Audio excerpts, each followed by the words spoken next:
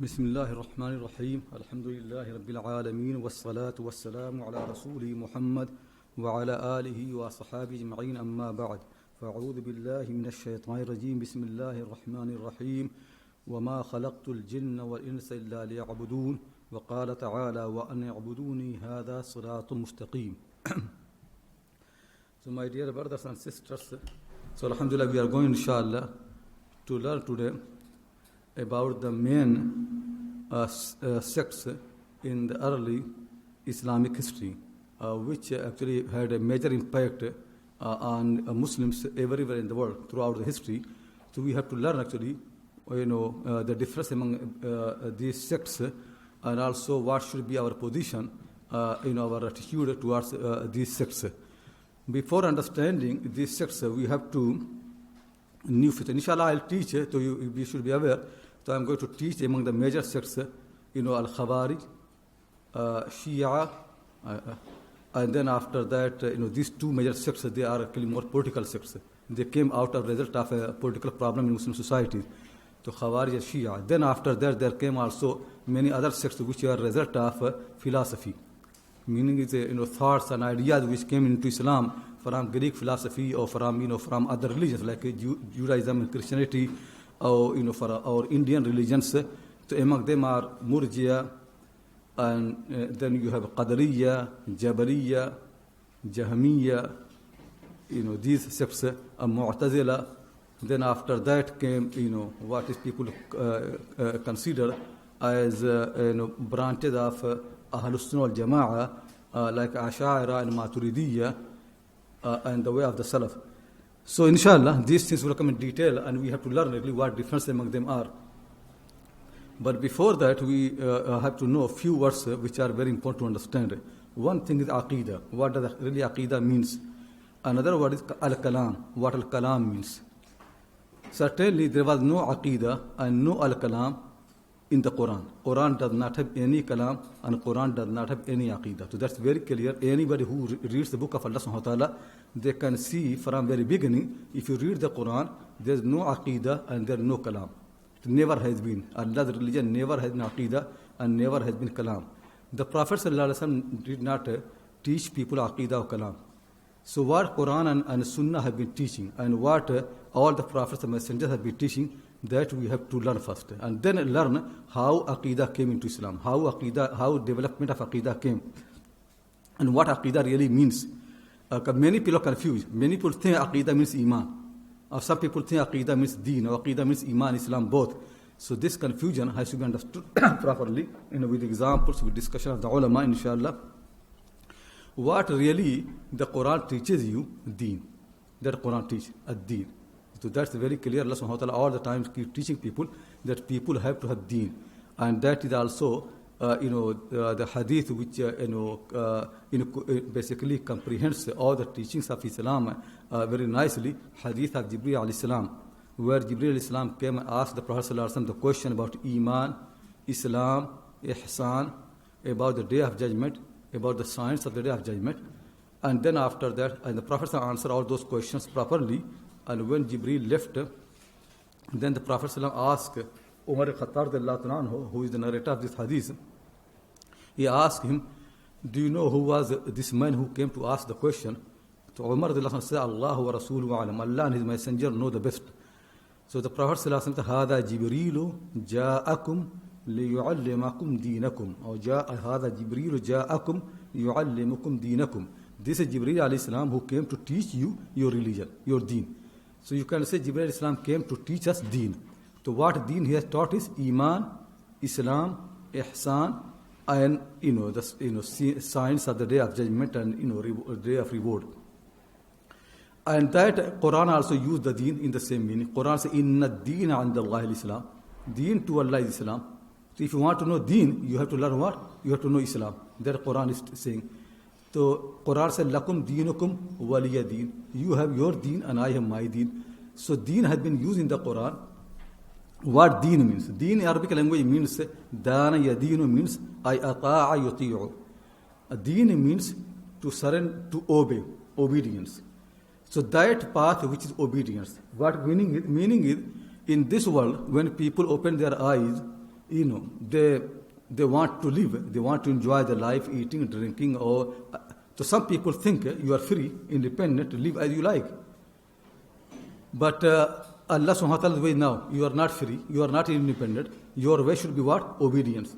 You have to do things as obedient person, not as independent person. So deen means basically, the way of obedience. People don't obey, you have to obey the way of obedience. That's what deen means. So you can see there are unbelievers. Unbelievers' way of life is what? Not to obey, but rather follow desire.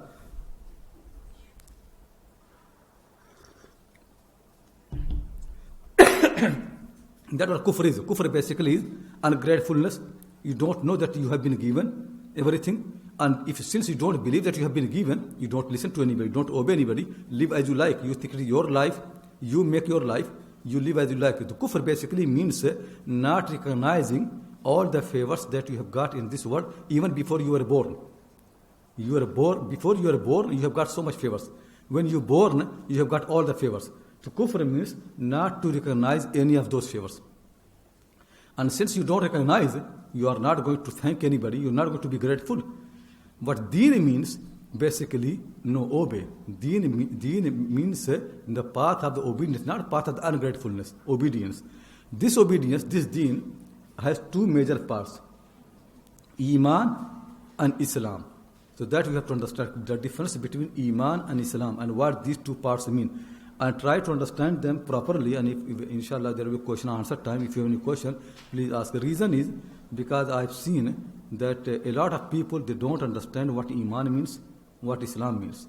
And many people have no idea of the difference between the meaning of Iman and Islam. And also many books which are written, there's so much confusion, so people don't know what Iman means and Islam. Though in the book of Allah subhanahu wa ta'ala it's very clear. But the problem happens for a long time is we don't take knowledge from the Quran. We don't take knowledge from the Sunnah of the Prophet ﷺ, rather we take knowledge from where? From the society. So whatever people say, that's what we learn really. What a Muslim means, we learn from the society. What Iman means, we learn from the society. What Islam means, we learn from the society. We don't make effort to come back to the Book of Allah and learn from the Book of Allah what Iman means.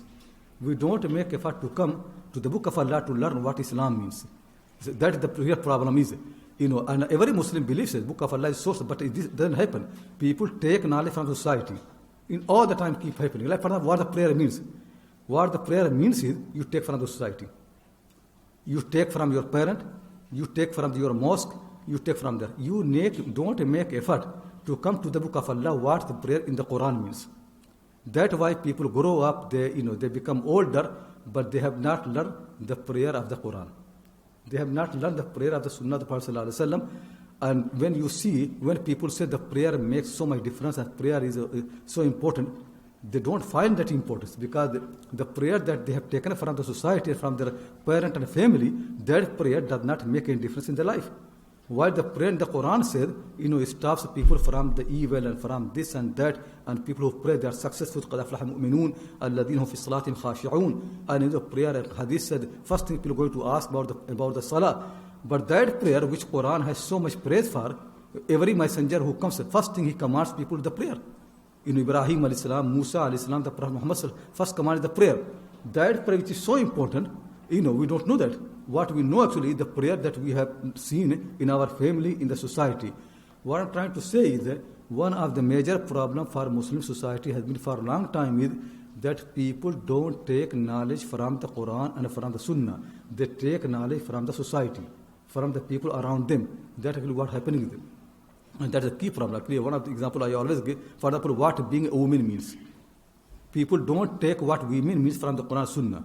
They take what being a woman means from society. In Muslim society, what women are, that's what women means. Actually, that this meaning is so different from the meaning of the women in the Quran and Sunnah. So one thing actually always correct. Whenever you want to learn anything in Islam, the best thing is clean your mind. Make your mind very clear. Clean. Nothing is there. Nothing written there. Just go to Book of Allah and see what my Lord teaches me. Take from Him. and then go to Sunnah of the Prophet Sallallahu Alaihi Wasallam and learn really how the Prophet Sallallahu Alaihi Wasallam explains this teaching and how he implements it, how applies it. Because he is the messenger. He has been trusted by Allah subhanahu wa ta'ala, so why should not be trusted in him? So whatever he teaches, that should be most important, understand properly. For every single concept, if you keep doing this thing, your religion will be much, much improved, much, much better. So anyway, what actually Iman means in the Quran? In Iman in the Quran has 3 steps, 3 parts.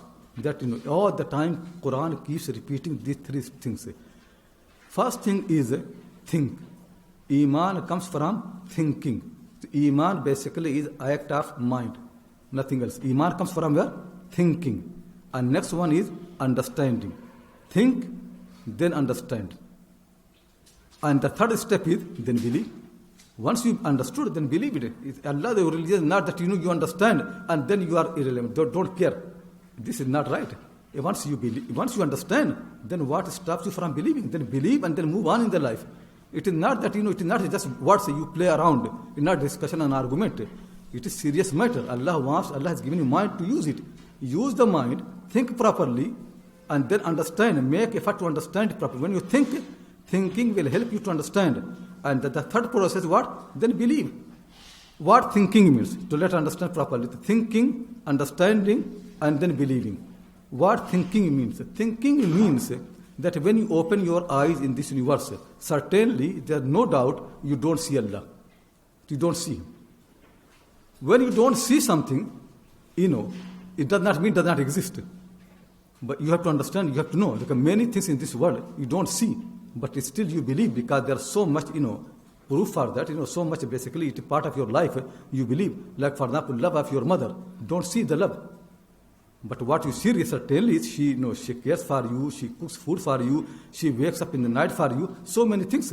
So this love of the mother, don't you see the love itself, but love is certainly you believe because whatever she does, it is so clear that she loves you. So there are many, many things in this universe we don't see, but it does not mean they don't exist. They exist, but they are not different. Something you learn by smelling. So like for example, how good the food is, how smell is, you have to smell. That you cannot see. A smell cannot be seen. A smell has to be only learned by smelling. Something you know by seeing. Something you know by hearing. So for example, the voice, good voice, you don't see it. You don't taste it. You don't smell it. You have to hear it. So something you taste, like good food, you taste. This thing you cannot know by hearing. You cannot know by seeing. You can see the food, good taste, food of good taste or bad taste, they look the same. But, you have to know by tasting. So you can see Allah has given 5 senses. Each one does its job. Each sense does its own work. They don't do the work of other senses. So eye cannot do the work of ear. Ear cannot do the work of the tongue. Tongue cannot do work of the mouth. Everyone does its own. And also they are limited. Meaning is that you can see, but not beyond a limit. You can hear, but not beyond a limit. You can hear a voice which basically nearer to you. But somebody speaking, your family, talking, if you don't have mobile phone, how can you hear what they're saying? So there's limit for your hearing. Tasting, there's limit. For every single thing, that all the senses, there are 2 things in the common. One thing is that they don't do the work of the other sense. Second thing, they have limit.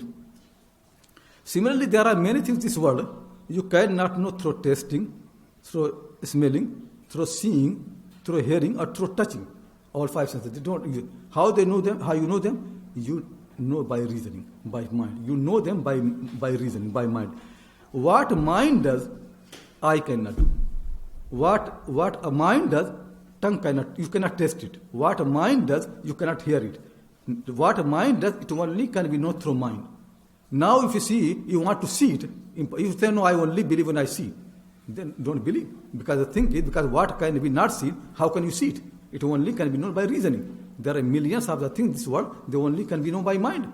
They cannot be known by eye, they cannot know by eyes, and all these things can help, but they only can be known by reasoning, by mind, understand properly. So this is very, very important to understand. There are many things in this world, they only can be known by mind.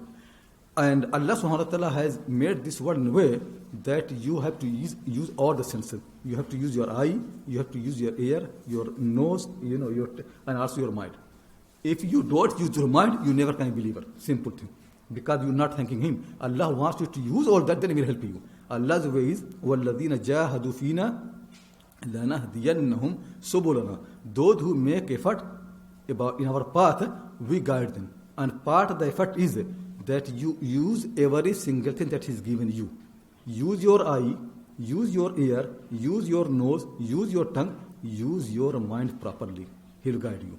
So one thing is what mind does, no senses can do. Simple thing.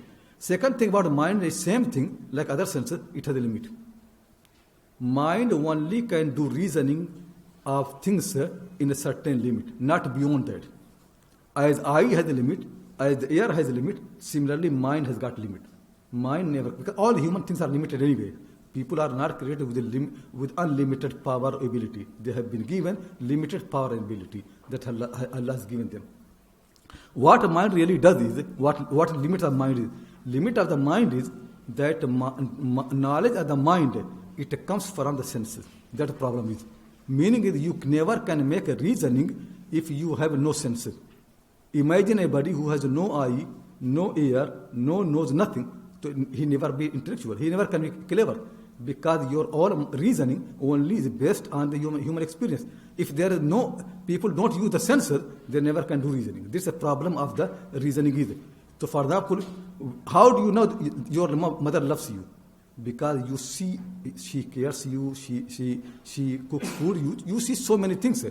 Then all that they make proper, like really certain in your mind that your mother loves you.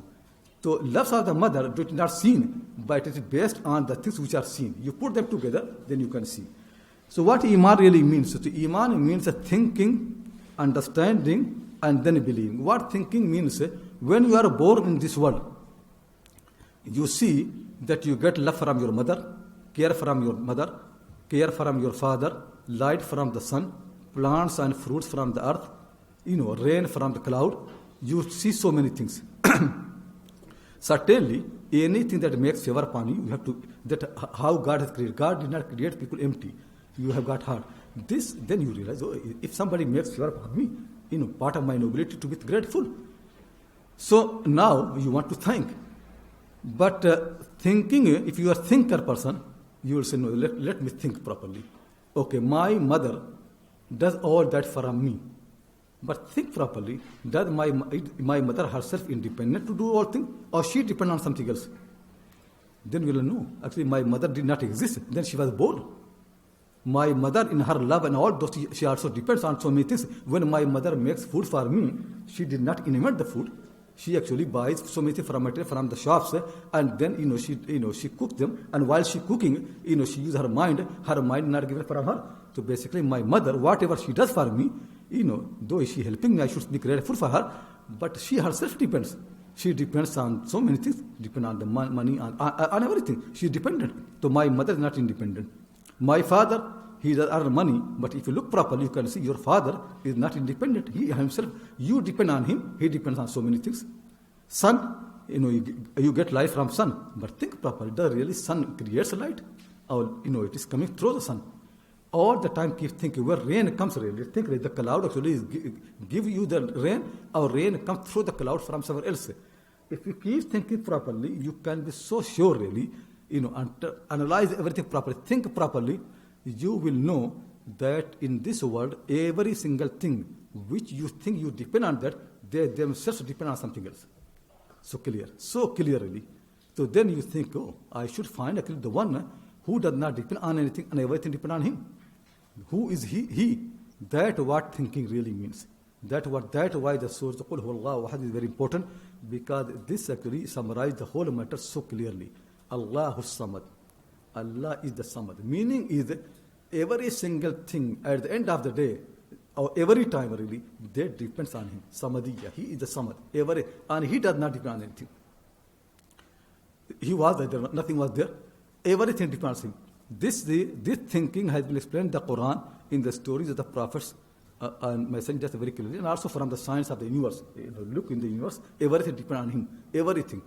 And especially the story of Ibrahim a.s. Ibrahim a.s. is Imam of basically Iman. That's why Quran mentions in Surah Al-Mumtahina that Ibrahim alayhi salam and those who believe in him, they are the example for the believers. In the Iman, who is the example? Ibrahim alayhi salam. He is the example because he is the man who thought properly. He is the best thinker on the face of the earth in the history of the mankind. He thinks properly. He thinks that, my people, they worship the idols.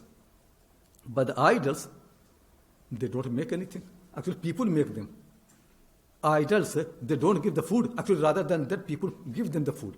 He came to temple and the people, there's so much food. He asked them, why don't you eat? And then they don't answer him. He said, why don't you answer? Why don't you say anything? And then he smashed all the idols. Ibrahim did not smash all the idols because, he wants just to create a problem in the society. He only did it for a purpose, to make very clear that they don't have power. You don't need to depend on them. And then basically you can see very clearly that idols did not make sense to Ibrahim. Then his people used to worship stars.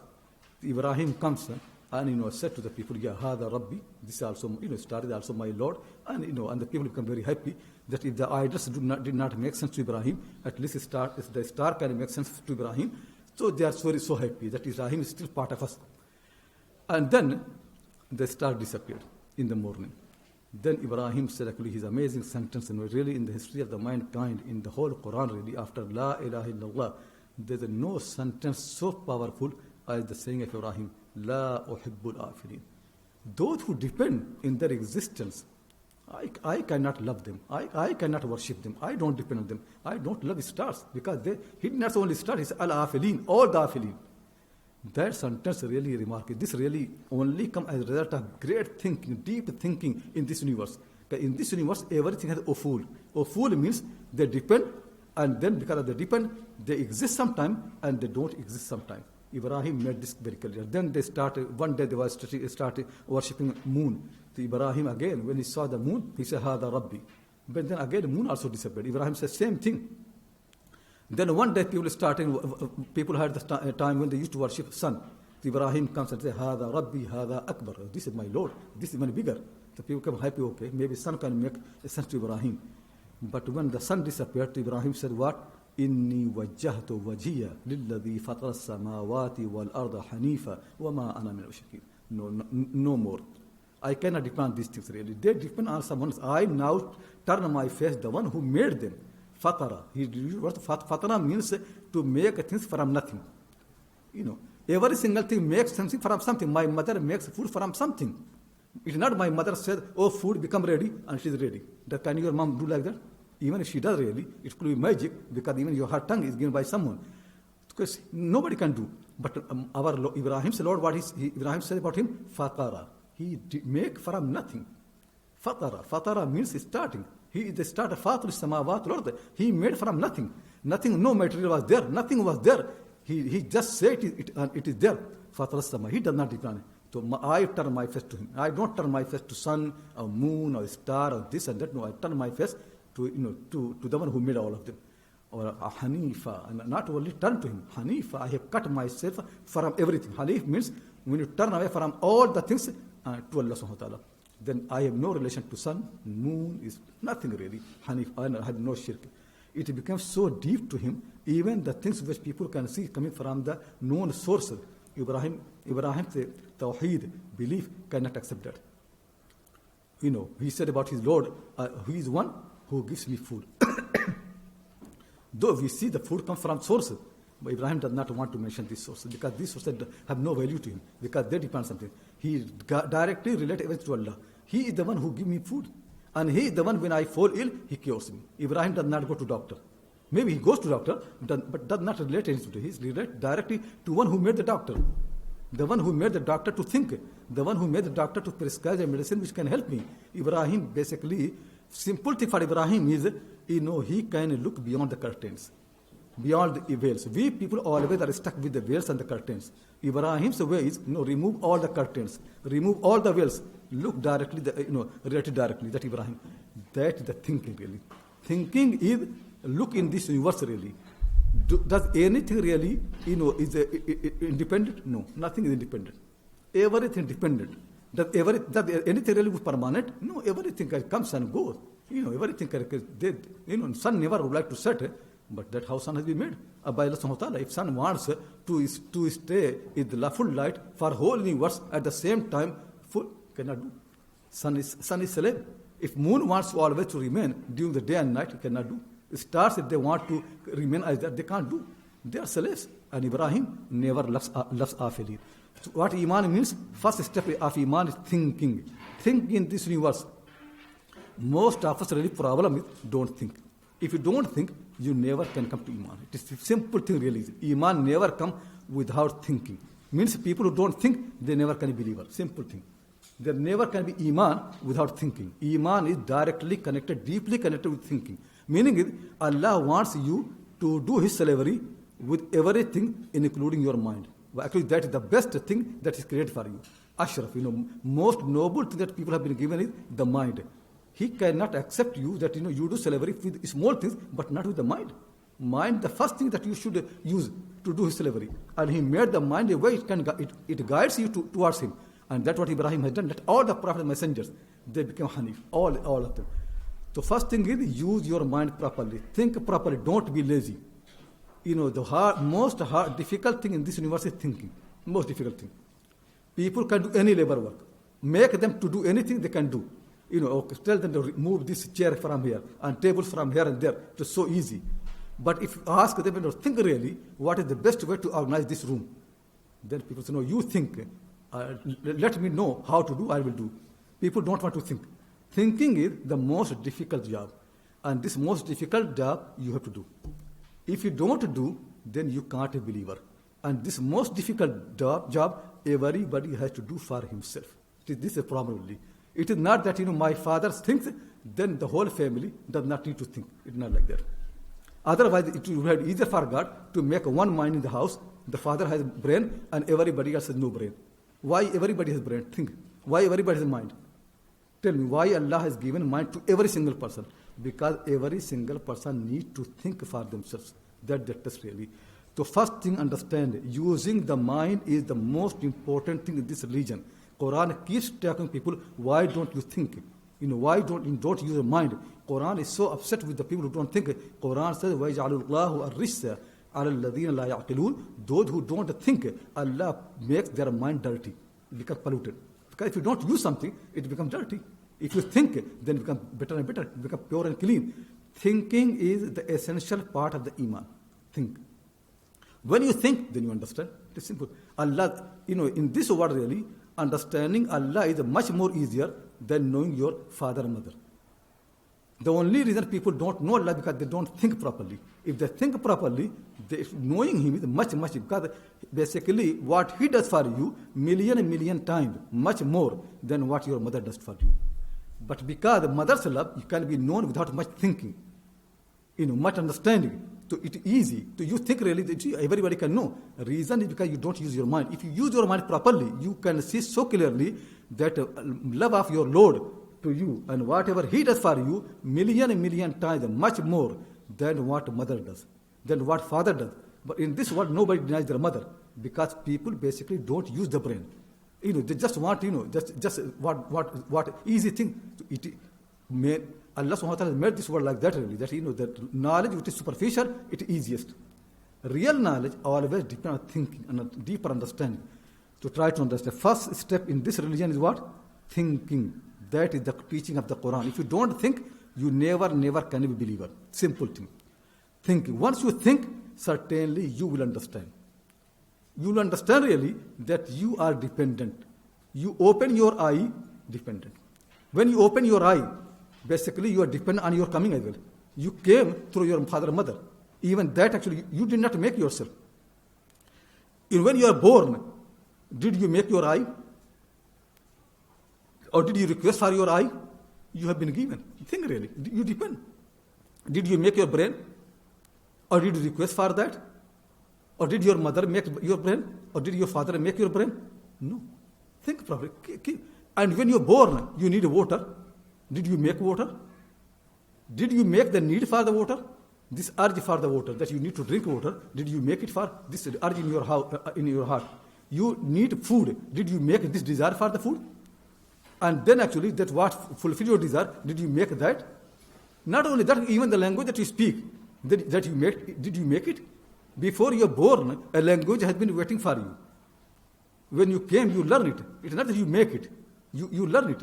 Think really. In this universe, every single thing before you're born, they have been waiting for you. Who is so generous for you that, he's welcoming you with all the things that you need? Is your mother doing this thing? Who is so generous? Can there be any generous like that? Anybody so generous that before you're born, everything that you need, he made to welcome you. And actually, even he made you in a way that, you can use those things. You can appreciate.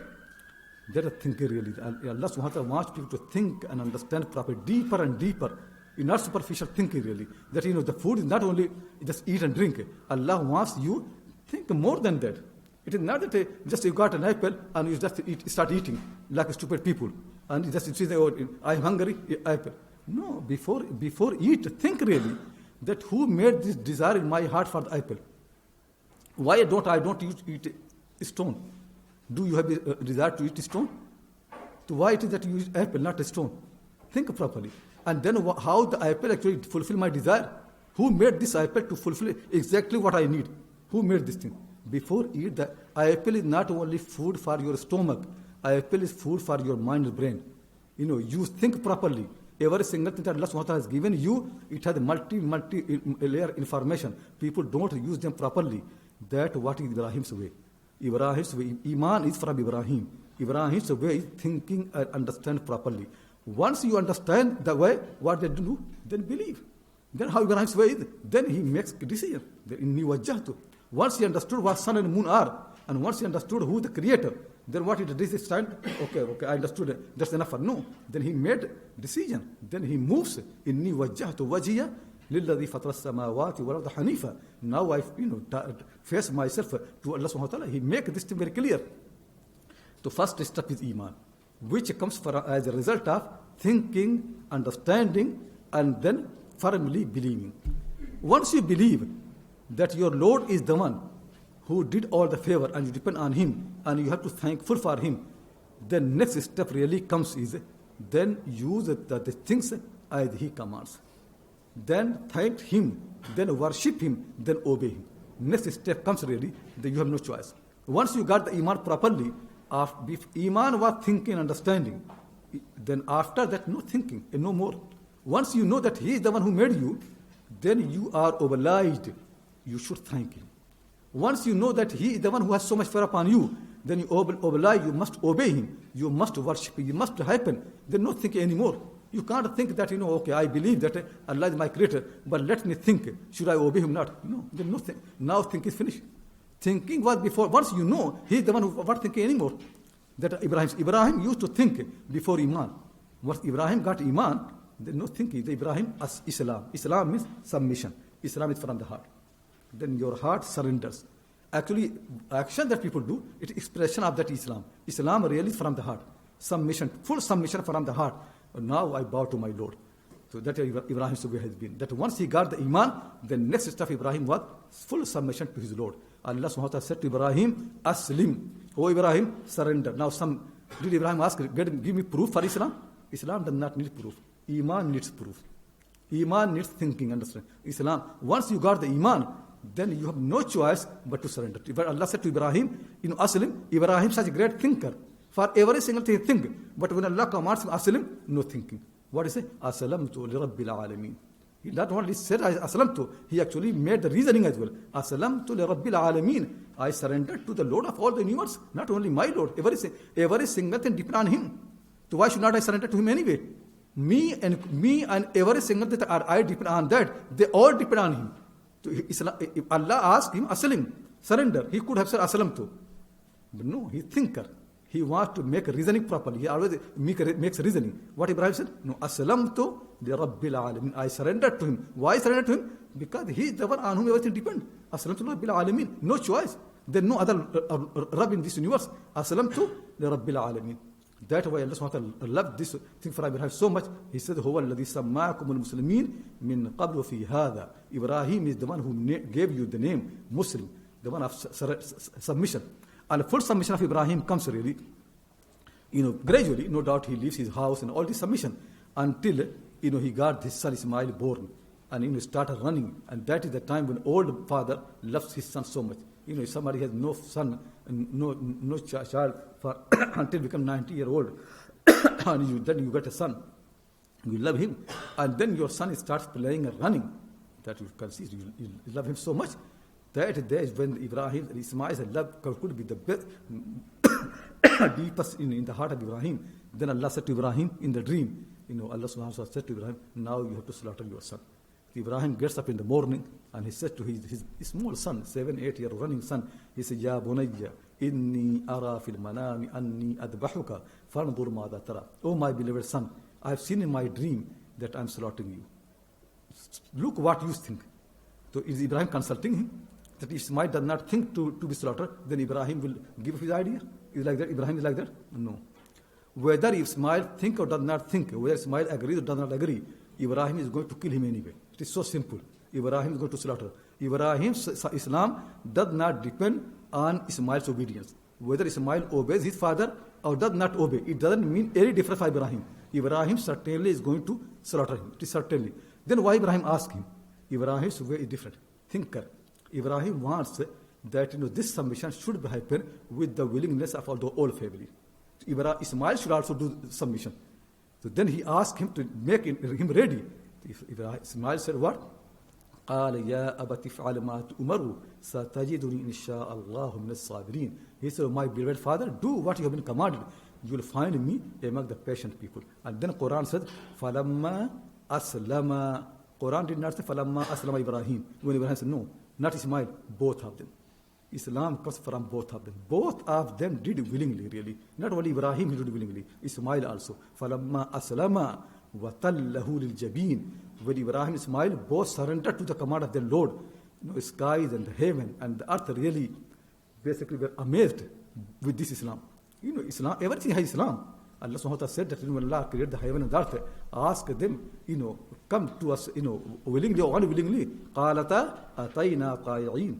They said, no, we are coming to our Lord willingly. But this Islam which Ibrahim is offering Ismail, this never happened in the history of the mankind. The earth and the sun and the moon and the stars and the whole universe and angels and prophets and messengers and jinn and mankind, they never had seen this Islam. They have seen, Islam, sacrifice your will or so many things, but sacrifice your son and be ready to be killed, sacrifice yourself for the sake of command of Allah subhanahu wa ta'ala so nicely and without any delay. Same Ibrahim, his family, see how they changed so quickly. When Musa said to Bani Israel, Bani Israel is friend of Ibrahim, when Musa said to them, slaughter a cow, tell me, is slaughtering a cow a problem? What problem is to slaughter a cow? Slaughtering a son is problem. Ibrahim passed the test. When Allah asked to slaughter a cow, to what they said? What should be the color? Male or female? Which one from which place? And all those, so many questions. And the Quran said they did at the end, وَمَا كَادُوا يَفْعَلُونَ, but they were not to do. But their father, he is a different man. Dream, not even a revelation. Musa is a messenger, receives the revelation. He said, your Lord has, إِنَّ اللَّهَ يَأْمُرُكُمْ أَن تَذْبَحُوا بَقَرَةً. Allah is commanding you that you slaughter a cow. Ibrahim did not receive a revelation when awake. Dreams could have more than one meaning. The Prophet used to see dream and they used to interpret them. I saw the dream, this means did. Ibrahim saw this dream, it could be interpreted by Ibrahim. Ibrahim, in the matter of Islam, is literal. In the matter of Iman, thinker. In the matter of Islam, take literally. If Allah commands me to slaughter my son, then I have to do as He's commanded. I'm not going to make any other meaning. Though actually his dream really meant full obedience to Allah. That means full submission. Did not meaning it, devote your son to the temple, to the house that you're going to be built. Simple meaning was that. But Allah wanted to test. And when Ibrahim did, Allah loved this so much because that's what Khalil should be, Ibrahim should be. Thinking be in Iman, but in Islam, full submission to this is what Islam means really. Full submission. This religion is Iman Islam. Now, we Muslims have reduced these powerful things in something real have no sense at all. Iman became Aqidah and Islam became Madhab. So people think like, it's not a matter if people have submission from heart. Now I'm Hanafi or Maliki or Shafi or Hanbali. This is what Islam is really. Reduced to nothing really.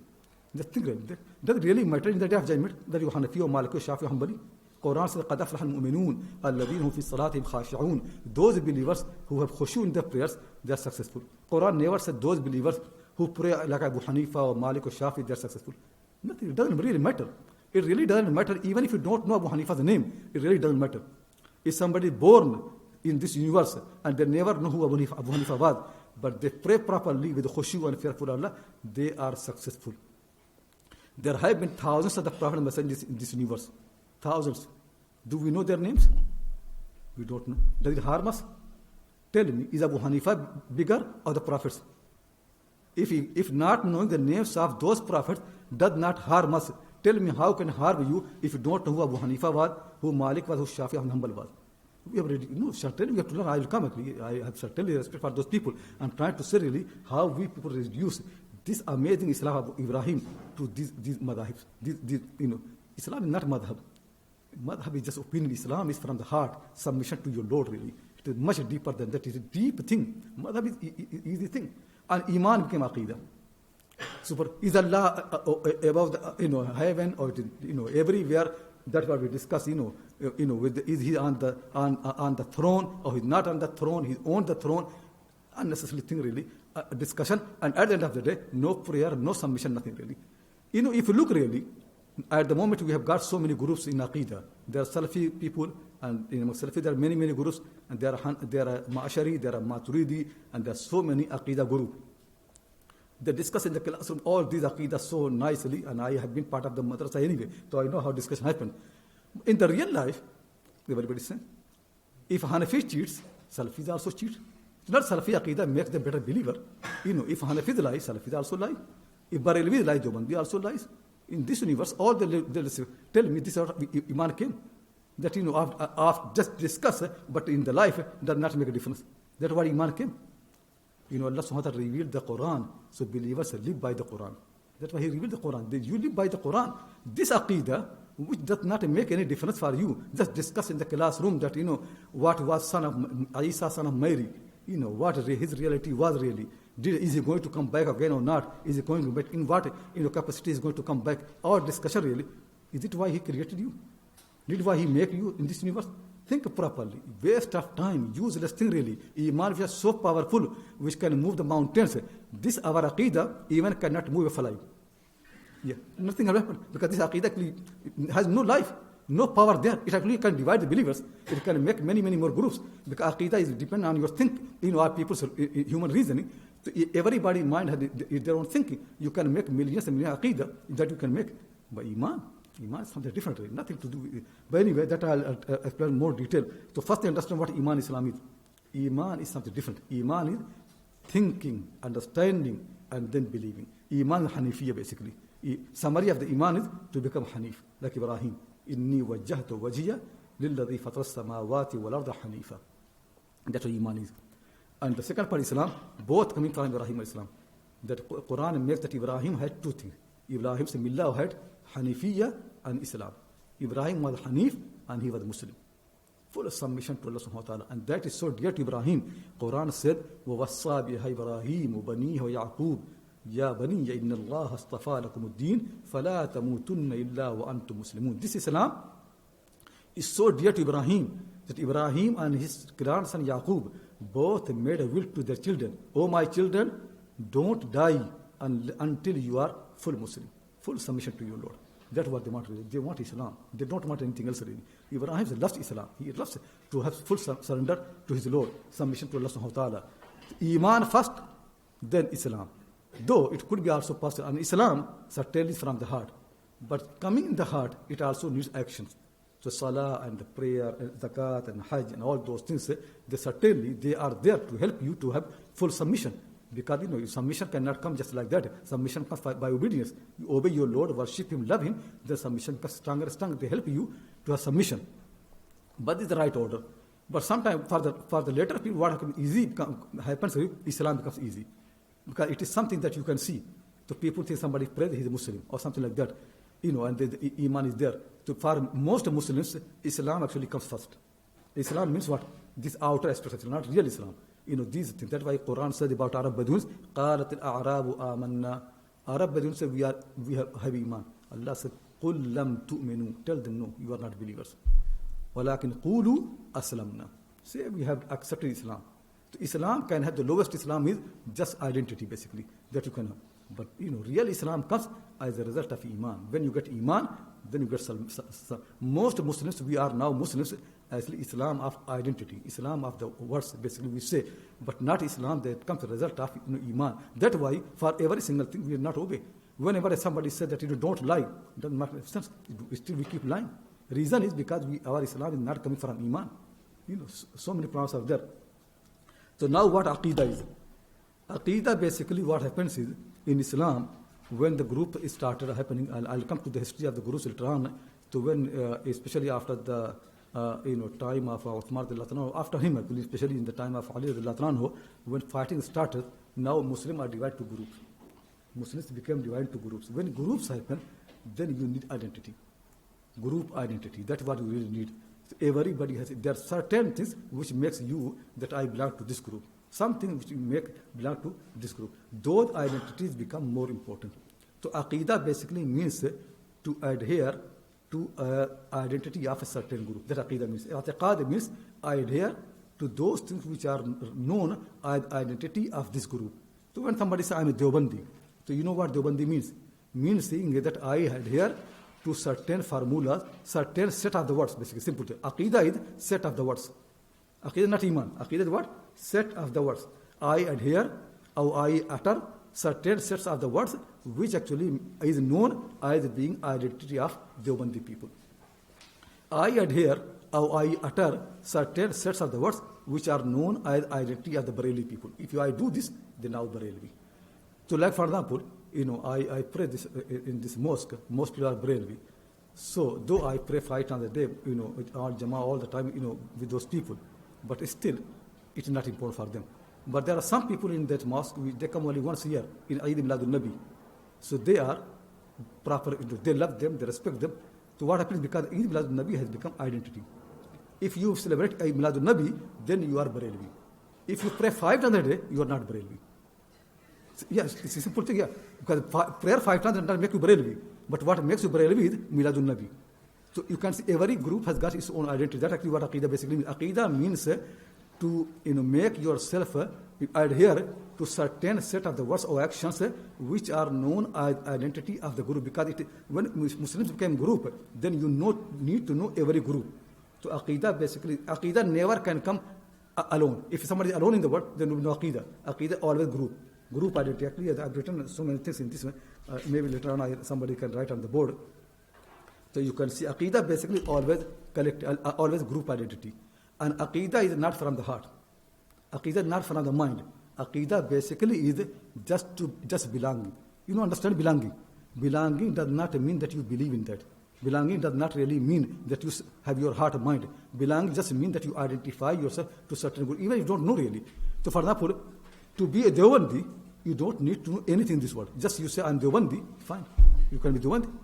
All the people who are Deobandi in the world, what do you think? Do you think really they know Maulana Ashraf Thanvi or Maulana Qasim Nanotwi? Have they read about them? No. Just say I'm Deobandi, you become Deobandi. Just say I'm Barelvi, you become Barelvi. That's all. Because what Aqidah basically means is that you claim that you belong to this group. You say I'm a Salafi, then you're Salafi. Simple thing. It doesn't really mean that what you do, what you don't do your life. You basically need to express that you belong to a certain group. What Mu'tazili means, I'm Mu'tazili, you become Mu'tazili. So that actually what basically Aqidah means to claim to, some people are more complicated, maybe more than that, but certainly Aqidah really means belonging, simple thing. Aqidah means that you express your belonging to certain group. Certainly, Allah's religion never has been belonging, never has been identity. Allah never gave the religion to you create an identity of belonging. Not for that really. It is much deeper than that. It is not a belonging. Not that you belong to a certain group. It is not going to. And then on the top of that actually, they keep using the Quranic verses which have come from Imam Islam for their own group. It's a huge difference between what you do and what Quran is teaching. Huge difference. And they use that thing that I'm there. Not only that, some people think that the Prophet has said there are, my ummah will be divided to 73 sects. All of them are in hellfire except one. Each group thinks that is the one. Tell me where it has come from. That in all Barelvis will go to paradise. Where it comes, all the Deobandis will go to paradise. Where Allah has made something like that. All Salafis will go to paradise. It is what Allah's messenger do. Just you make a belonging and you go to paradise. Just say I'm Deobandi, you go to paradise. Just even actually say I'm Muslim is not in the Quran said that do you hasim an taqulu la ilaha illallah? Do you think that you say la ilaha and you go to paradise? And now people think that if you are Salafi, you are salvated. Al-firqatul najiyah. They say all the groups are in hell except one firqa, al-firqatul najiyah. I am the firqa najiyah. Deobandi, ask them, they say, ask them, there are 73 sects. Which one is firqa najiyah? They say, we are firqa najiyah.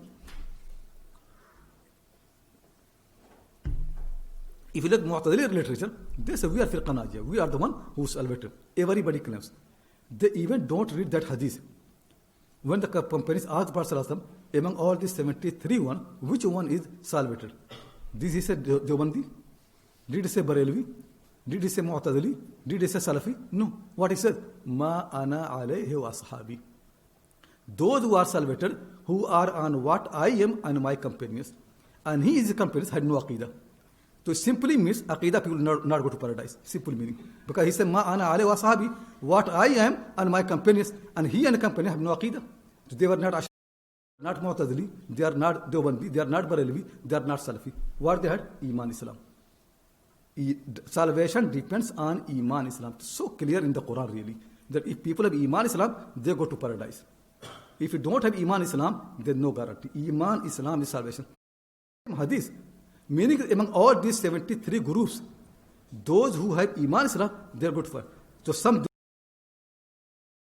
go to paradise, some Salafi will go to paradise, some Mu'tazili also can go to paradise, some Ashari, some Maturidi will go to paradise. It's not that a group will go to paradise. People don't go in paradise as a group, they go as individual. Among all these groups, those individuals who have got Iman and Islam properly, they go to paradise. Ma ana alayhi wa ashabi. Those who are on what I am and my companions. Try to understand that no single group which go as a group into paradise. This never happened. Quran says, لَقَدْ جِئْتُمُونَا فُرَادًا كَمَا خَلَقْنَاكُمْ أَوَّلَ مَرَّةٍ. You will come to us as individual. You don't come as group. You don't come to Allah as a Deobandi or Barelvi and then you go to paradise. Oh, who's Deobandi? Go. In this world it could be possible that this group, this class is only for Deobandi people. You are Barelvi, you cannot come. But in the paradise, nothing like that really. There's nothing written on the board of paradise, any board, that Deobandis go from this gate. There's nothing like that. No, not Deobandi, not Barelvi, not Ashari, not Maturidi. It is Ma ana alayhi wa ashabi. What I am on and my companions. Try to understand this matter properly. And I tell you the proof for that is, people don't say Deobandi Iman. You can say, but they say Deobandi Aqidah. You know, if Iman Aqidah had been the same, why don't they say Deobandi Iman? That clear understanding, it is just group. Had it been Iman, people don't say Salafi Iman, they say Salafi Aqidah. Al-Aqidah Salafiyya. Salafi Aqidah, not Iman. Because Aqidah means adhering. Aqidah means belonging. Means you belong to this group. That Aqidah means Ashari Aqidah. Do they say Ashari Iman? No, Ashari Aqidah. Maturidi Aqidah. Aqidah Mu'tazila. All Aqidah. Aqidah means grouping.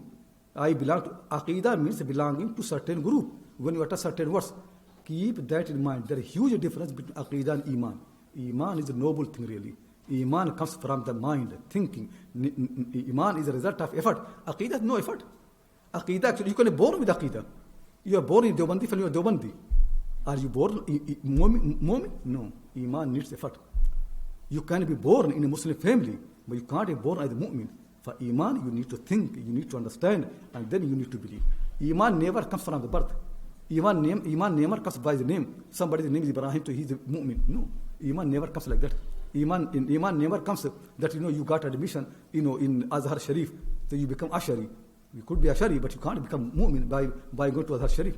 Try to understand properly. Iman never is born with you. Though initially Iman is born with everybody, but the real Iman which Allah has commanded people on which salvation depends, that Iman comes as a result of the effort of the people.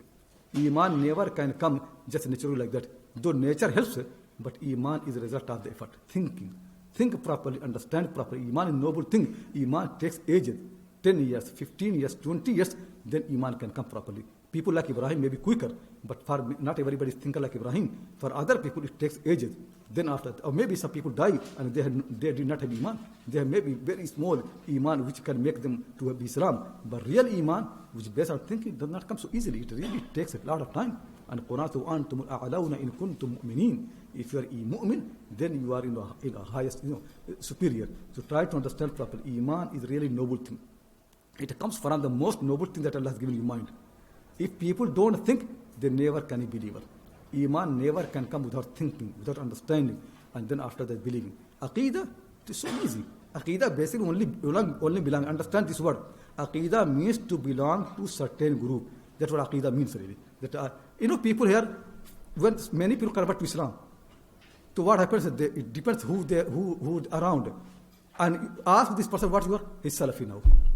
So basically within the day he becomes Salafi. And within the day you can become Mu'min. It takes ages. Meaning because he just belongs to a group. Somebody wrote me, that what made my mind really, I'm upset. Somebody wrote an email to me from Germany. He's a white person, German Christian, he became Muslim. So somebody must have given him, because I'm the one who oppose Aqidah all the time. So somebody's given him that in my email. So he went to this mosque, and first thing they taught him that Allah has a hand or not. He said, I didn't know anything. So he said, what should I do? I said, no, you left your religion to worship your Lord. Leave all these groups and learn from the people how to worship your Lord. Learn how to do wudu. Learn how to do prayer. Surrender to Him. Don't discuss this matter. These matters are going to destroy you and make your religion worse and worse. These people have nothing to do in life other than this useless discussion. The real thing that worshipping Allah subhanahu wa ta'ala, surrendering to Him, that they don't do. The useless thing people are doing really. Everybody's only concerned is really that what people have their belonging. Same identity. All the problem is about identity, about the belonging, about the group. People don't want people to go to paradise. They are not keen that they want this group, this world, my number becomes bigger. They are not interested really that you get paradise. Well, Allah subhanahu wa ta'ala is keen that you get paradise. He is not keen that you increase your number. He just wants to have, anyway, to understand properly this. So Iman became Aqidah, which basically I mentioned, it most stupid thing to think like that. Iman, nothing to do with Aqidah. Islam became madhab. And then Allah subhanahu wa ta'ala has commanded that Iman, Islam need further improvement. You need to improve it. You improve so much that Allah becomes, all the time in your mind, present. When Allah becomes present in your mind, then your thinking, your understanding, your submission becomes much, much purer. That's called ihsan. Ihsan means improvement, beautifying. Ihsan comes when you see Allah subhanahu wa ta'ala. That a hadith of Jibreel Islam said, he asked what ihsan means. To ihsan is, anta abdullah ka'annaka tarah. You worship Allah as you see Him. Because if you don't see Him, He sees you. So ihsan is improvement of Iman Islam. Now, another problem happens in Muslim society. People think ihsan means tasawwuf. Nothing to do with that really. Iman does not mean Aqidah. There is a huge difference between Iman and Aqidah. There is a much, much bigger difference between ihsan and between tasawwuf. Tasawwuf is another identity. This is identity. So some people in some group, if you dance, you become Sufi. But by dancing, can you become Muhsin? Nothing really. People think if you dance, you read Qasida Burda, in the night, or this Qasida, or that Qasida, or this Dhikr, or some people, they la ilaha illallah, they turn their neck on the right side, and illallah like that, which never came from any prophet or messenger, or any Quran. So then you become Sufi. Tell me, is it Ihsan? Ihsan is much more than that. Ihsan is really beyond Iman Islam. Meaning is, you improvement of Iman Islam. Even you keep improving. Iman is so noble. Islam is so noble. When you keep improving your Iman Islam, then stage comes when you become Muhsin. Meaning it, Allah becomes all the time present. Iman is thinking. You think about Allah subhanahu wa ta'ala, but it takes ages until Allah becomes present in your mind. That basically when you are alone, that Allah's fear becomes so deep. You don't do sin. In public, many people avoid sin. But when you are alone, you don't commit a sin, because Allah is present. That's what Ihsan means. Ihsan means improvement of Iman and Islam. It's a noble thing. It only comes to Prophet and Messenger. Now people think certain practices make you give you Ihsan. So again, another thing actually, if Muslims have limited tasawwuf. So in tasawwuf basically again another identity. Some Sufis would have been good, but generally tasawwuf basically means a new identity. That you do certain things, you become Sufi. And some of them even don't pray, and they're still Sufi. Actually for tasawwuf, even it does not need to be Muslim. So there are a big group of Sufis in India who are not Muslim. Naqshbandi, Hindu Naqshbandi. There's a book written on that. Huge number, there are not one or two. There are hundreds, thousands of people in India who are Hindu Naqshbandi Sufis. They're Naqshbandi, they're Sufi, or they're Hindu. They do all the things that Naqshbandi people do. Huge number. Go and meet them. They are in Kanpur and all the daily. They do their also. They come to the Khanqah of Naqshbandi people, and Naqshbandi people respect them and welcome them. Same Khanqah which was used by Sheikh Ahmad Sarhindi, rahimahullah ta'ala, great man in India, Mujaddid, people say, a reformer, such a big man. Now in his Khanqa, every year, or maybe twice a year, all these Hindu Naqshbandi come, they get and the man of the Khanqa, he teaches them, Naqshbandi practices. You can be Sufi without being Muslim. You can be Naqshbandi without being Muslim. And I know really there are some Christians, they got Khilafah and certain Sufi order, even they're Christian. And they said to me, some of them mention, so tell me really, this is what Allah, the religion is really. This is what Allah, this is all lie really, that your Iman, Islam is truth. You remain unbeliever and you become Muhsin, Ihsan. Ihsan of what? Ihsan of Iman, Ihsan in Quran is after Iman, Islam. No Iman, no Islam, and Ihsan. Think properly. It all corruption. Understand? If your religion is dear to your heart, first understand this concept properly. Salvation only depends on Iman, Islam. And Iman, Islam, you are not born with Iman, Islam. You are born with true nature, which helps you to have Iman, Islam. But Iman, Islam, they come as a result of your effort. And effort means what? Thinking and practice. Think and then do it. That's what effort means. Effort is, if you're lazy, you can't be believer. Simple. If you don't know how to use your mind, you can't be believer. If you're lazy, you don't wake up for the prayer. When Adhan is said for Fajr prayer and you don't want to go to the mosque, Islam never can come. Lazy people can't be Mu'min, can't be Muslim. It's Iman, Islam needs effort. وَالَّذِينَ جَاهَدُوا فِينَا لَنَهْدِيَنَّهُمْ سُبُلَنَا. Adhan is said, then believer have no choice to remain in the bed. Jump from your bed and go wudu and move. So anyway, because the main purpose of this class today is to teach you about the sex, but I realized that the basics is missing from the mind of many people. So it is very important to learn what Iman means, what Islam means, and always make a difference between Islam and Madhab. It's not the same thing. Either you have to make a difference between Iman and Aqidah, they are not the same thing. Either you have to make a difference between Ihsan and between Tasawwuf, they are not the same thing. The huge difference between all of them. Allah's salvation in the day of judgment depends on Iman, Islam. It never depends on any Aqidah. It never depends on any Tasawwuf. Companions had no Sufism, and who can be more deserving the paradise than them? Companions have no madhab, they were not Hanafi or Maliki or Shafi or Hanbali, but who can be better than them? This actually, Allah's religion is Iman, Islam. So pure thinkers, thinking, understanding, believing. When the Quran is read, they understand it deeply.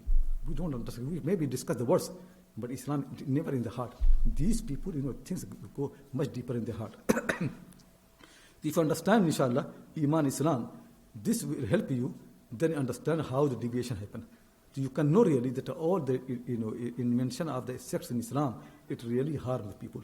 And then what happens? People who have no sect, like Ahlul Sunnah Jama'ah, they say everybody has sect, everybody has aqidah. So now, how can you know who you are? So basically, their intention was to write aqidah for the people who have no aqidah. That meaning what? That meaning is aqidah of the non-sectarian people. They're Mu'tazila, they're Khawarij, they're Shia, all those things, who you are. So that's what I read a story, and then inshallah I open for the question and answer. So Ibn Battal has written in his commentary of Bukhari from Abu Hanifa rahimahullah. Imam Abu Hanifa rahimahullah, the great man is Islam, no doubt really. We love all Imam and Imam Abu Hanifa, especially really so pious and amazing man in the knowledge and piety.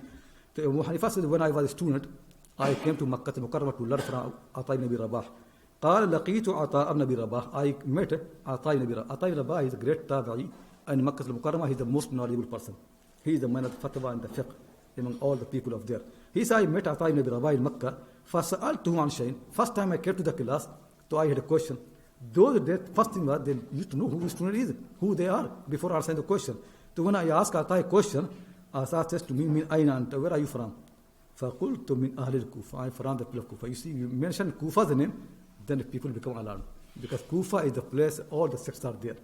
Khawarij are there, Shia are there, so many groups. And Abu Hanifa, I'm from Kufa.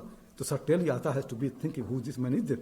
So when I'm from Kufa, قال أنت من أهل القرية الذين فرقوا دينهم وقالوا شيعا.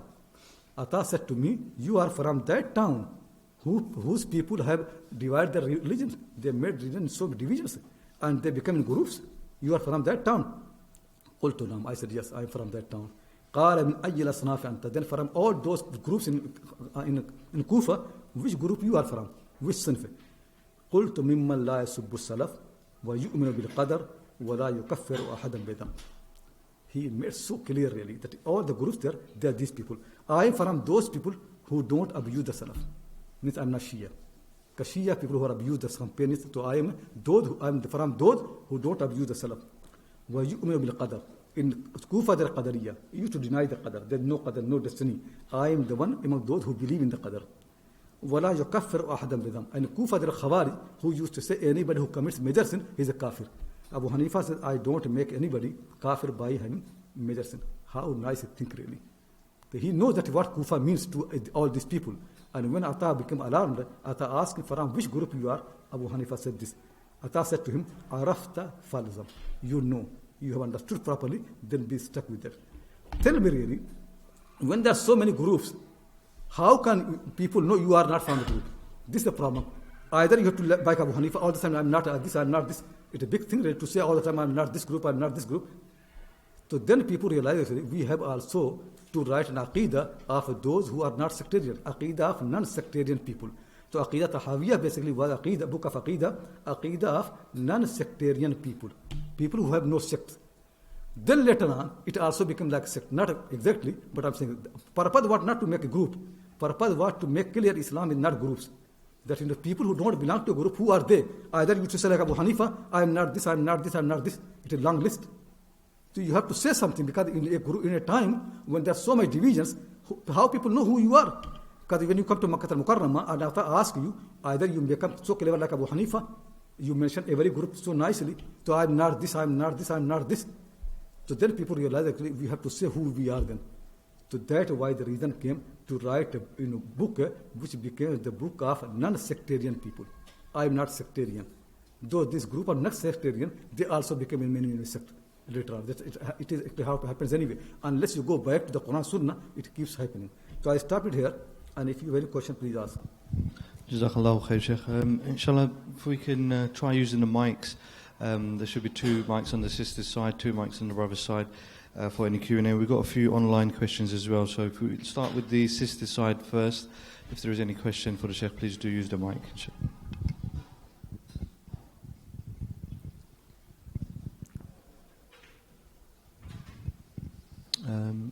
Is there any question from the sisters? No, there's no. There's one question. Yeah.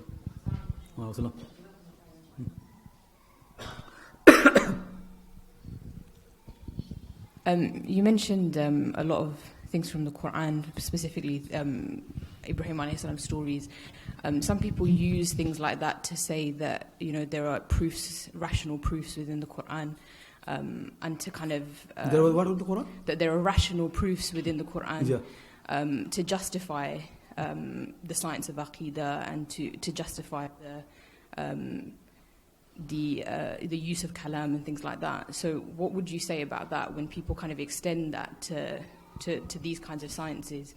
And I just had a second question about things like Aqidah and Tasawwuf and kalam and so on. People say that you have some who say that these are tools to understand how the Prophet ﷺ and the Sahaba understood Islam and Iman. What would you say about that? First thing is, if Quran teaches Aqidah and Kalam, then the Prophet should be the first mutakallim. And he's the one who should make everything very clear. If it comes from the Quran, who understands the Quran more? The Prophet or somebody else? Why Prophet did not teach? Actually, when people ask those questions, he avoided them. He did not like people to discuss these things. It's so clear. So first thing, try to understand properly. It is not there. Second thing is, many of these groups, though they say arguments are in the Quran and here and there, but when they make details of the argument, they don't take from the Quran. They're taking from their own leaders. And these arguments, evidence, they really don't help anywhere. I tell you one thing really. All the rational argument, of the people, what happens is they only work when you are less intellectual than them. So for example, if I know how to make argument and you don't know, then I can convince you. But somebody comes who is more clever than me, then easily can show the fault in my argument. all these rational argument which comes really about those matters which are metaphysics beyond our it is so easily. So Quran never teaches people proof of Aqidah and Kalam. What Quran teaches is actually people have to understand this verse. Quranic argument is ayat.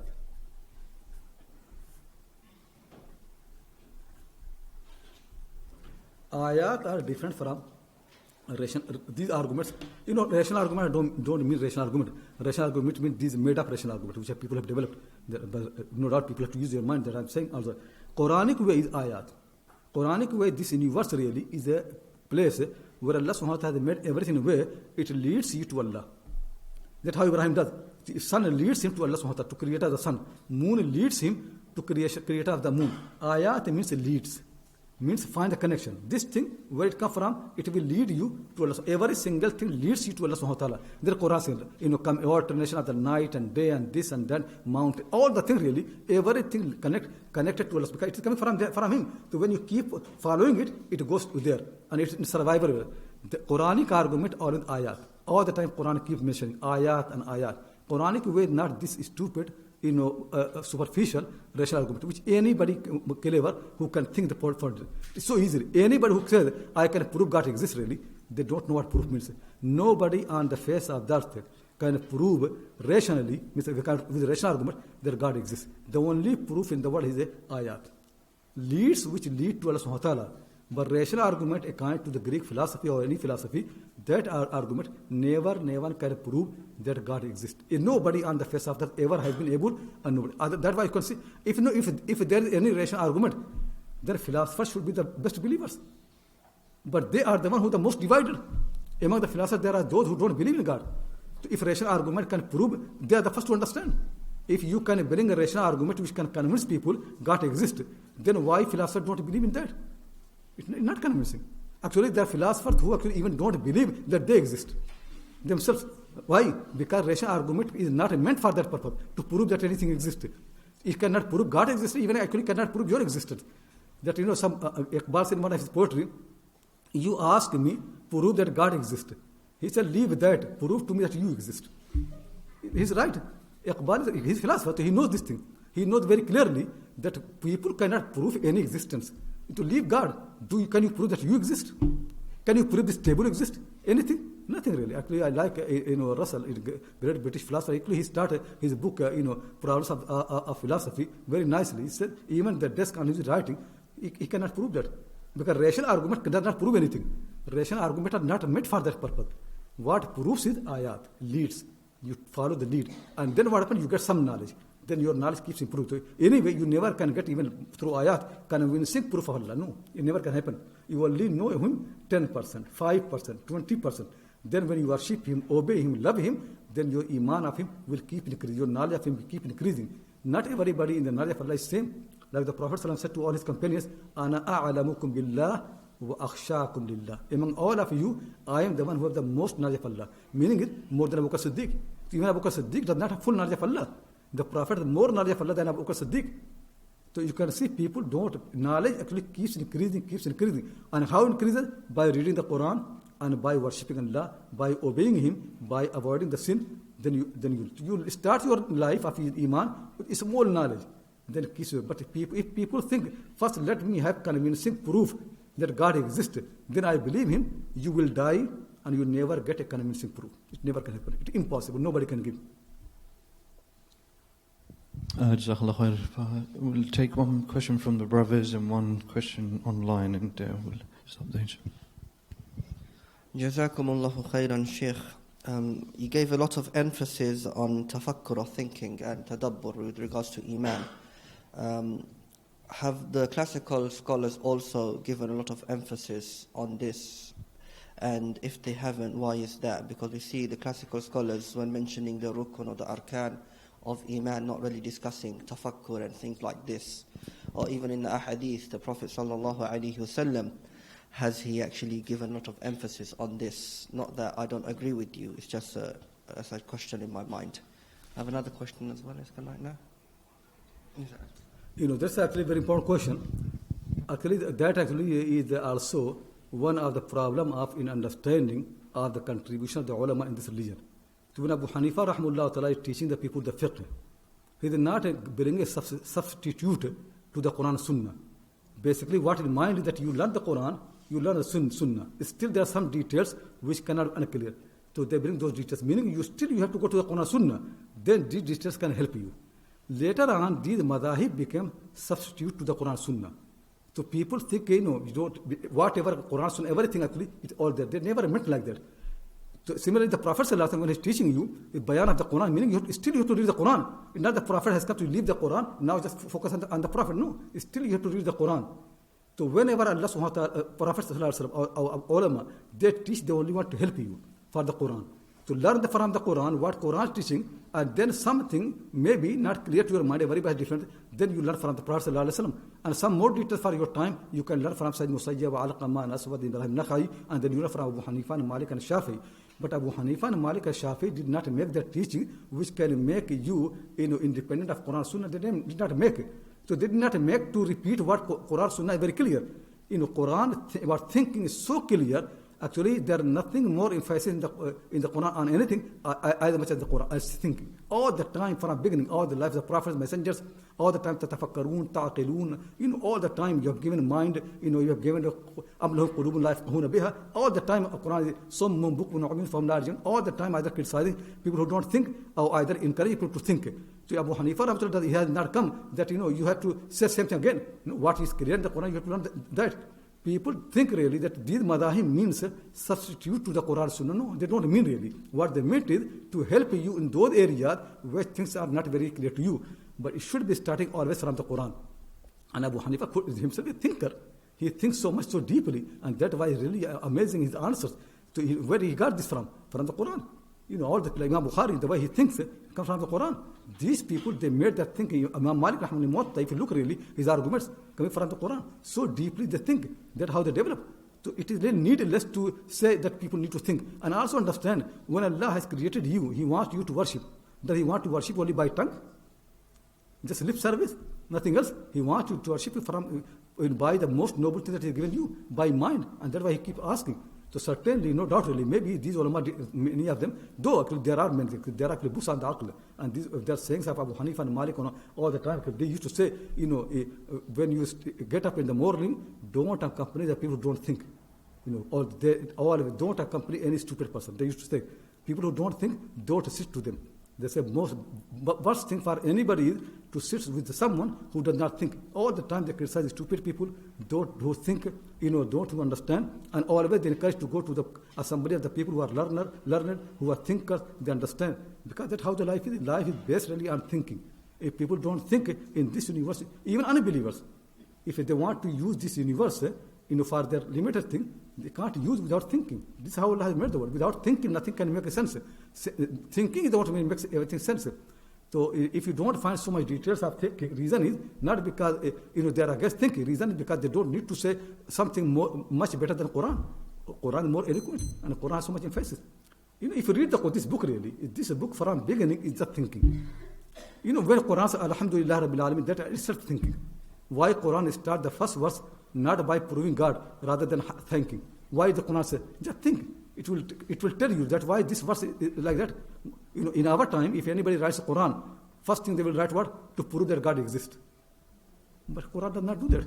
First thing Quran teaching you is thank Him, because that's what Quran wants to teach you. Look around you, so much favor from your Lord. You need to thank Him. So Quran wants to connect you with the favor, and the Rabbil Alamin argument. To even understand that the Quran, you need to think that how Quran made the nice Alhamd, then Lillah, then Rabbil Alameen, then Ar-Rahman Ar-Rahim, then Malik Yawmiddin. So nicely done.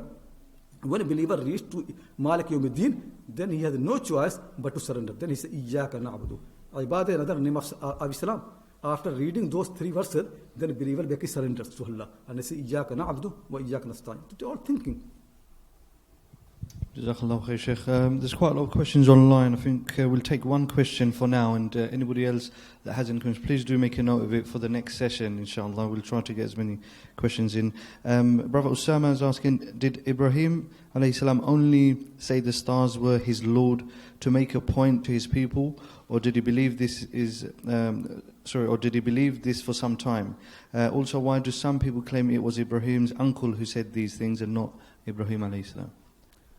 Because people don't understand what Ibrahim is doing. So they think, how can Ibrahim say, started my Lord to uncle or somebody else? Nothing to do uncle, Quran and make it. Ibrahim's uncle never can say, La uhibbul afilin. This sentence never can come from anyone other than Ibrahim. This sentence is not easy sentence really. It is so deep understanding of this universe and religion. This sentence is never appropriate to Ibrahim's uncle or Ibrahim's father or Ibrahim's family. Nobody can say this word. This word only can come from Ibrahim. Certainly, no doubt, Ibrahim has developed his thinking for a long time, but he wants to teach his people. This is Ibrahim's teaching that the Quran said, Tilka hujjatuna ataynaha Ibrahim. This is our argument that we gave Ibrahim. So when Ibrahim said to his people, this is my Lord, it's not that at that time he understand, he already had developed it. He wants to explain to his people. So that I'm saying, when he smashed the idols, not because he believes in them, he just wants to explain to the people. He wants to do something striking. Sometimes when people don't think, don't understand, you want to do something. First, people say you need deconditioning. So Ibrahim wants to decondition his people. So, he says, these people are so stupid, they don't think, let me do something big. So why did he smash the idol? Not because, he after that, Ibrahim never went to any temple to smash any idols. That was the reason only he wanted to strike their mind. So sometimes you need to hammer, big hammer, then people think, oh, what's happening? So that's what Ibrahim did. He used big hammer. Still they did not understand. Then he came to more rational, another way of thinking. Okay, if they worship the star, let me explain to them this way. So Ibrahim is actually hujjah, proof Allah has given him. So certainly Ibrahim developed this proof and argument for a long time, thinking. But now he's present to his people in a nice way. It is summary of his actually intellectual effort. Ibrahim's actually life, you can say, summarize, in these two things. Ibrahim alayhi salam, the first thing is intellectual, think all the time. And then after that, actually, is morality, that, he wants to, what we think, he wants to do it. Then he does not sit around. So that Ibrahim alayhi salam's teaching is thinking, understanding, and then not sitting around. Then making people to think like him.